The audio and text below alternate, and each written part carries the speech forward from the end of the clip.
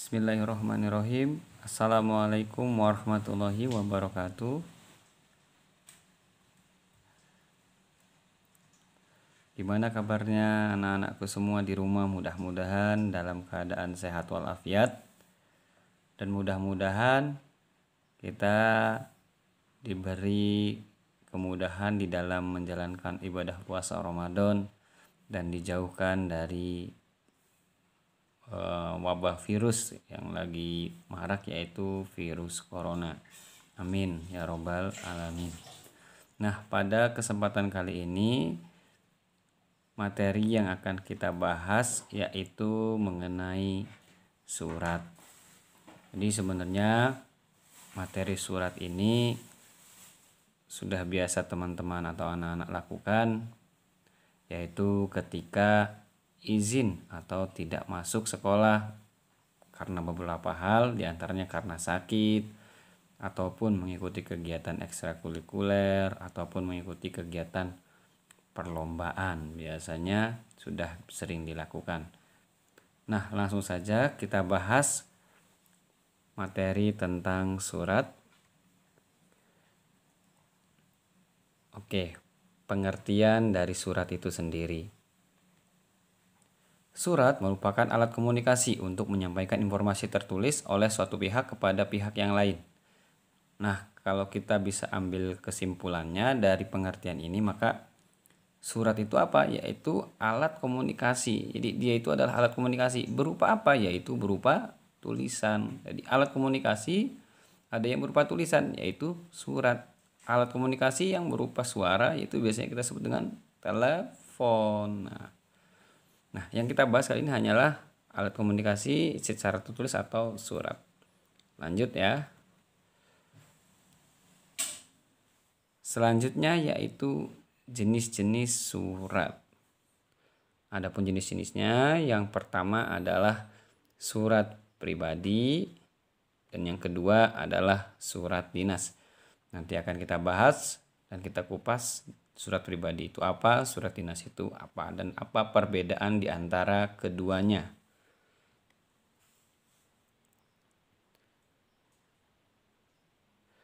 Oke, kita masuk ke yang pertama, yaitu surat pribadi.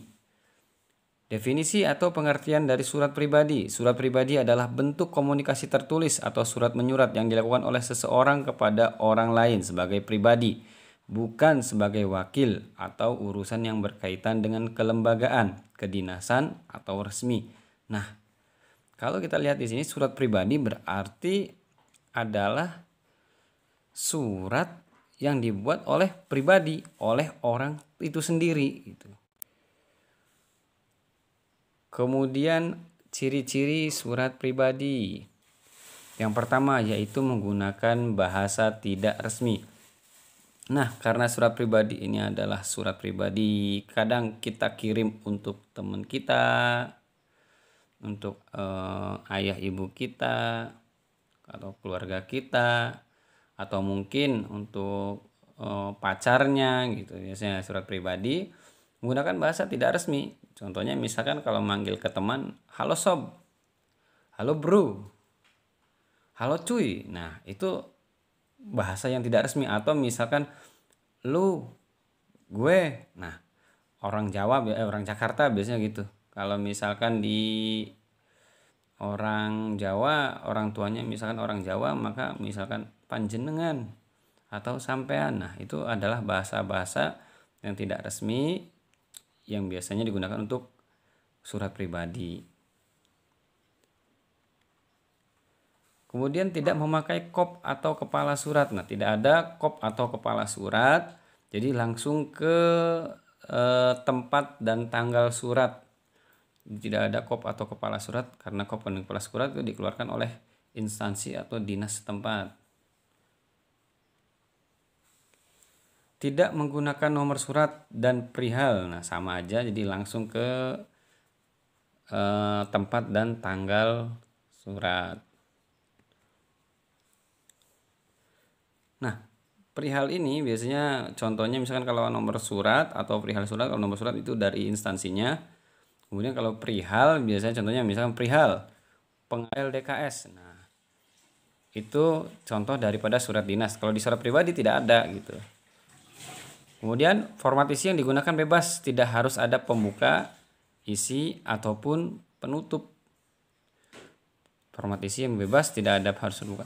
Biasanya sih kalau pembuka selalu ada, isi ada. Nah, yang sering tidak ada itu adalah bagian penutup. Penutup itu jarang biasanya ada di surat pribadi. Makanya formatnya boleh bebas. Tidak harus ada pembuka, tidak harus. Saya mau langsung ke isi boleh nggak? Boleh, karena memang surat pribadi. Kalau ke penutup boleh nggak? Boleh, karena memang surat pribadi. Isinya apa kalau nggak ada penutup? Jadi harus isi dulu baru penutup. Nah, ya kalau ke ustadz ya mungkin harus ada pembuka lah, minimal salam, assalamualaikum. Kalau misalkan mau izin tidak masuk sekolah, ya harus ada pembuka, assalamualaikum. Nah, setidaknya menggunakan bahasa yang sopan karena memang ke gurunya. Oke, lanjut ya. Selanjutnya tidak melampirkan lampiran atau tembusan. Nah, ini tembusan itu apa sih sebenarnya? Ya, kalau di surat pribadi tidak ada tembusan, kalau surat dinas nanti ada tembusan. Tembusan itu apa? Tembusan adalah misalkan SMPBP mau melakukan studi banding ke Hikmatul Amanah. Nah, misalkan seperti itu. Maka ditujukan kepada Hikmatul Amanah. Selain ke Hikmatul Amanah nanti ada tembusan. Tembusan itu adalah orang yang dituju selain Hikmatul Amanah. Misalkan surat itu akan ditujukan ke Pak Kiai juga. Maka nanti tembusannya di bawahnya adalah ada tulisan Kiai Haji Asep Saifuddin Khalim. Tuh. Nah, jadi yang menerima surat itu tidak cuma dari sekolah Hikmatul Amanah, tetapi Pak Yai juga. Mungkin kalau ada lagi boleh misalkan ditambahkan Pak Cecep Zakaria. Nah, misalkan, maka saya pun dapat itu surat itu. Misalkan namanya contoh, misalkan Cecep Zakaria, maka saya pun dapat surat yang diberikan oleh SMP untuk Hikmatul Amanah. Nah, tetapi dalam hal ini itu ada hubungannya yang menerima surat itu antara SMP dengan Hikmatul Amanah ya, karena Pak Yai kan ada hubungannya tuh. Karena memang Pak Yai juga pengasuh Hikmatul Amanah. Nah, kalau saya sendiri ada hubungannya, tidak ada, maka tidak perlu diberikan tembusan, harusnya seperti itu. Jadi tembusan itu adalah orang lain yang selain surat yang dituju. Amanatul Ummah SMPBP mau mengirim surat kepada Hikmatul Amanah, maka Hikmatul Amanah dapat surat itu. Tapi ada tembusannya, misalkan seperti Pak Kiai itu. Berikut adalah contoh dari surat pribadi. Nah, kalau kita lihat surat pribadi, contohnya adalah Yogyakarta 15 Juli 2019. Jadi ini saya ambil contohnya adalah dari LKS. Jadi nanti bisa dilihat LKS halaman 36. Yogyakarta 15 Juli 2019. Itu tempat dan tanggal surat. Perhatikan untuk penulisan tempat dan tanggal surat. Yogyakarta huruf Y harus besar karena memang di awal ataupun nama kota juga. 15 Juli, Juli nama bulan. Jadi Juli pun hurufnya huruf besar. Tidak boleh disingkat 15 misalkan 07 2019. Maka salah. Jadi harus tetap 15 Juli 2019. Nah, kalau misalkan saya mau kasih strip Pak, 15 strip Juli strip 2019 boleh nggak? Tidak boleh, tetap salah. Yang benar adalah 15 Juli 2019 tanpa strip, tanpa titik, ditulis seperti itu. Jadi Yogyakarta, 15 Juli 2019. Itu untuk tempat dan tanggal surat. Kemudian tujuan surat, jumpa sahabatku Manda di kota hujan. Nah, ini namanya tujuan surat. Misalkan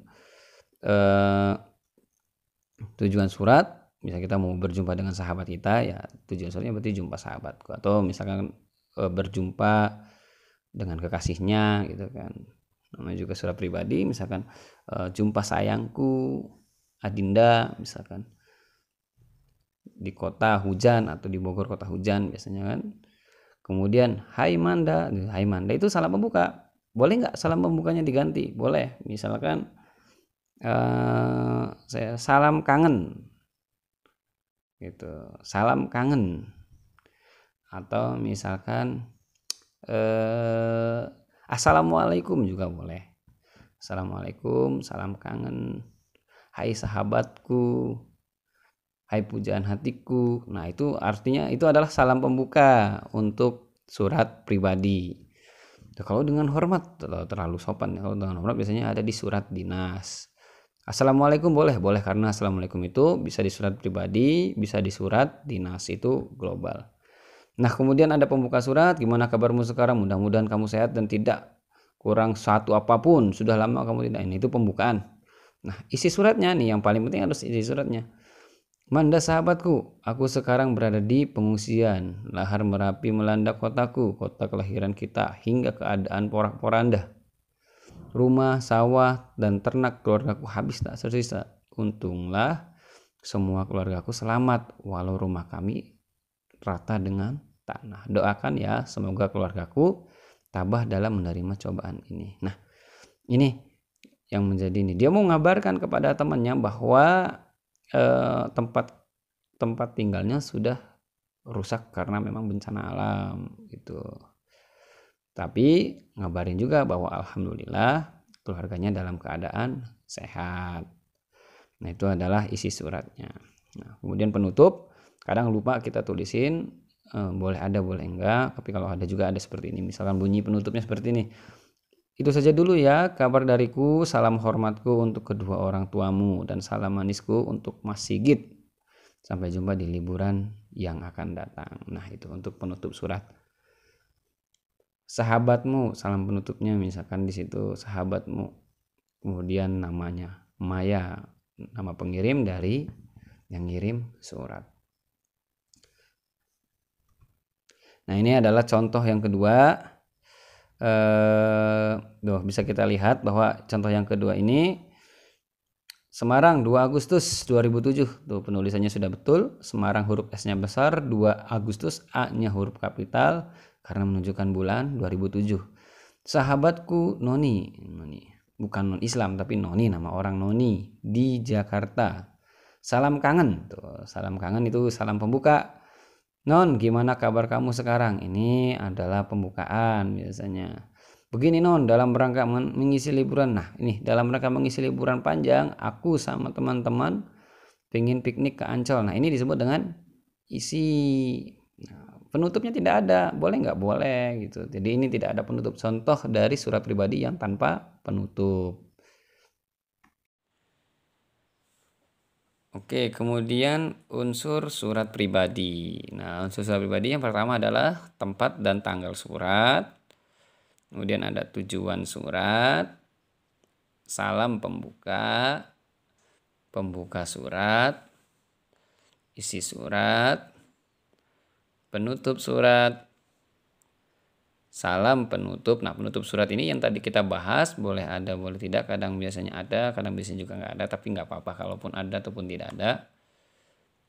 Nama pengirim dan tanda tangan. Jadi kalau kita lihat dari unsur surat pribadi ini sebenarnya sudah mencakup semuanya. Ini ada 8 poin. Maka kita flashback sebentar ke contoh surat pribadi. Nah, ini ada 8 poin. Tempat dan tanggal surat, tujuan surat, salam pembuka, pembuka surat, isi surat, penutup surat, salam penutup, dan nama pengirim dan tanda tangan. Ini ada 1, 2, 3, 4, 5, 6, 7, 8. Jadi ini sudah mencakup semuanya. Jadi itu unsur di dalam surat pribadi. Oke, kita next saja. Kemudian penggunaan bahasa surat pribadi. Bagaimana sih bahasa di dalam surat pribadi? Karena surat pribadi, maka bahasanya yang pertama adalah bahasa surat tidak formal tetapi santun. Nah, namanya formal pribadi, jadi tidak terlalu formal, tidak formal juga boleh, tapi tetap santun, terutama kepada yang lebih tua. Dalam hal ini misalkan seorang santri yang sakit membuat surat atau mengirim surat kepada ustadznya yang mengajar, maka ini harus tetap santun. Menggunakan sapaan. Nah, kalau misalkan sesama teman biasanya ada sapaannya. Contohnya adalah halo cuy, halo bro. Nah, itu menggunakan sapaan. Lanjut, menggunakan kata ganti orang pertama. Nah, kalau kita lihat tadi kata ganti orang pertama itu untuk siapa? Yaitu untuk pengirim, dan kata ganti orang kedua untuk penerima. Contohnya misalkan aku hari ini mau liburan nih ke rumah kamu. Nah, Aku di situ adalah orang pertama, yaitu orang yang mengirim surat liburan ke rumah kamu. Kamu di situ adalah kata ganti orang kedua. Siapa? Yaitu orang yang menerima surat itu. Jadi kata ganti yang digunakan adalah kata ganti orang pertama dan kata ganti orang kedua. Nah, kata ganti orang pertama apa? Tunggal. Dan orang kedua tunggal. Biasanya seperti itu. Karena memang surat pribadi yaitu dirinya sendiri, jadi tunggal ke tunggal. Pilihan kata sapaan bersifat pribadi. Tadi udah sih sebenarnya menggunakan sapaan hampir sama. Lanjut. Pilihan ragam bahasa tergantung pada penerima surat. Nah, ragam bahasanya bebas. Oke, lanjut ya. Selanjutnya yang kedua yaitu surat dinas. Sudah masuk ke surat dinas. Jadi apa sih sebenarnya surat dinas itu? Itu surat dinas adalah surat yang ditulis dalam situasi formal dan untuk kepentingan formal. Surat dinas dapat ditulis, dua kali. Dapat ditulis oleh pribadi atau atas nama sesuatu lembaga, pemerintahan, perusahaan, atau organisasi yang ditujukan kepada lembaga. Isi dalam surat dinas bersifat resmi. Nah, kebalikan daripada surat pribadi, kalau tadi pribadi itu bebas, kalau dinas itu resmi. Oke, next ya. Ciri-ciri surat dinas. Yang pertama, terdapat kop surat. Berarti ini adalah kebalikan dari surat pribadi. Kalau tadi surat pribadi tidak ada kop surat dengan nama instansi atau lembaga. Kalau di surat dinas ada, adanya nomor surat dan lampiran. Nah, kebalikan juga dengan surat pribadi. Kalau surat pribadi tidak ada nomor surat dan lampiran. Adanya salam pembuka dan penutup. Sebenarnya salam pembuka juga tadi di sana juga ada ya. Salam penutup juga ya ada, sama aja kalau ini. Di surat dinas ada, di surat pribadi juga ada kalau pembuka penutup. Menggunakan bahasa yang resmi. Nah, ini yang paling penting adalah penggunaan bahasa yang resmi. Tidak boleh pakai gue, lu gitu. Jadi semuanya harus ditulis secara resmi. Adanya stempel instansi atau lembaga pada surat. Nah, ini adanya stempel instansi atau lembaga pada surat. Nah, biasanya kalau surat dinas, kalau misalkan kita mau mengikuti perlombaan, maka ada stempel surat instansi dari lembaga itu sendiri. Ya, di surat keterangan bahwa siswa tersebut benar bahwa siswa tersebut adalah siswa SMP BP Amanatul Ummah, maka disebut nanti ada stempel instansinya, biasanya begitu. Lanjut next, yaitu contoh surat dinas. Nah, kita langsung ke contohnya saja biar agak cepat. Nah, ini nanti organisasi siswa intrasekolah atau OSIS SMP Ahmad Dahlan Surakarta, Jalan Saleh 14 Surakarta, telepon. Nah, ini disebut dengan kepala surat. Nah, itu kepala surat. Kemudian tanggal surat tuh, penulisannya tetap sama. Tanggal surat Surakarta 24 Juli 2019. Surakartanya tetap yaitu huruf S-nya menggunakan huruf kapital 24 Juli 2019. Tetap itu Julinya menggunakan huruf kapital. Kemudian nomor surat, ini nomor suratnya 02 1 OSIS 18. Lampirannya ada 1 lembar. Jadi ini suratnya ada 1 lembar saja. Kemudian hal permohonan izin studi banding itu sama tadi. Halnya ngapain sih ini suratnya dibuat? Yaitu untuk melakukan studi banding. Pada siapa? Yang terhormat kepala SMP Mulia. Jadi ini ditujukan kepala sekolahnya SMP Mulia Sejahtera. Nah, kebetulan di sini tidak ada tembusan contohnya ya. Nanti kalau untuk tembusan mungkin bisa dicari di berbagai sumber juga ada. Bisa dilihat di situ tembusannya, yaitu orang terkait yang menerima surat resmi atau surat dinas selain instansi yang dituju. Dengan hormat. Nah, ini salam pembukanya tidak ada salam kangen atau halo sahabatku, enggak. Jadi resmi dengan hormat atau assalamualaikum, biasanya seperti itu untuk surat dinas. Nah, ini kami memberitahukan. Nah, ini ada paragraf pembuka, ada isi surat. Yaitu apa isi suratnya? Yaitu mengadakan studi banding di situ ada tuh, melakukan studi banding. Kapan itu? Pada hari Senin 5 Agustus 2019. Ini bisa dilihat di LKS, nanti di LKS halamannya saya agak lupa, nanti bisa dicek aja contoh dari surat dinas. Nah, hormat kami Ketua OSIS Aldi Purnama, mengetahui kepala sekolah Suparjono. Ada tanda tangan, biasanya ada stempelnya di situ. Ada stempel dari nama instansinya. Lanjut, next. Nah, ini contoh satunya. Tuh, kebetulan di sini tidak ada stempelnya dan tidak ada ininya. Nanti bisa dicek, dicari di Google untuk yang ada contoh, ada tembusannya. Ini hampir sama ya, Palu 6 Agustus 2009. Jadi Palu ini nama tempat. 6 Agustus, A-nya huruf kapital, nomor nomor suratnya 23 Dinkes 8 2009. Halnya apa itu? Undangan untuk mengikuti penyuluhan kesehatan gigi. Siapa yang dituju? Yaitu Kepala SD Tunas Bangsa, Jalan Kamboja 51 Palu. Menyambut Hari Kemerdekaan. Nah, dengan hormat, ini salam pembuka. Menyambut Hari Kemerdekaan Indonesia, kami menggunakan, nah ini disebut dengan pembuka surat penyuluhan gigi kesehatan Palu hari Senin. Nah, Senin tanggal sampai 6/1 Palu. Maka itu disebut dengan isi surat. Kami berharap sampai bawah atas perhatian Bapak Ibu. Nah, atas perhatian ini masuk ke dalam penutup surat. Hormat kami, tuh di situ ada hormat kami. Tadi dengan hormat, maka hormat kami. Kalau assalamualaikum, maka wassalamualaikum. Lanjut, unsur surat dinas. Nah, unsur surat dinas yang pertama ada kepala surat, kemudian ada tanggal surat, kemudian ada nomor surat, alamat surat, salam pembuka, paragraf pembuka, isi surat, paragraf penutup, nama dan tanda tangan pengirim. Oke, kalau kita lihat ini semuanya, maka ini ada di kita flashback sebentar lagi. Ada di contoh surat dinas. Nah, ini ada semua tuh, kepala surat, tanggal surat, nomor surat, sampai terakhir yaitu nama dan tanda tangan pengirim.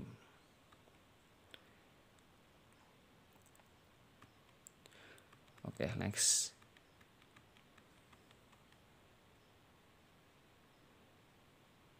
Nah, selanjutnya adalah penggunaan bahasa surat dinas. Nah, berkebalikan dengan surat pribadi, kalau bahasa surat dinas, bahasa yang digunakan dalam surat dinas adalah menggunakan pilihan kata yang bersifat formal dan ragam, bahasanya baku. Jadi, selain formal juga harus baku. Oke, next. Oke, sekian materi kali ini. Untuk materi surat, terima kasih. Mohon maaf kalau ada salah. Selamat belajar. Assalamualaikum warahmatullahi wabarakatuh.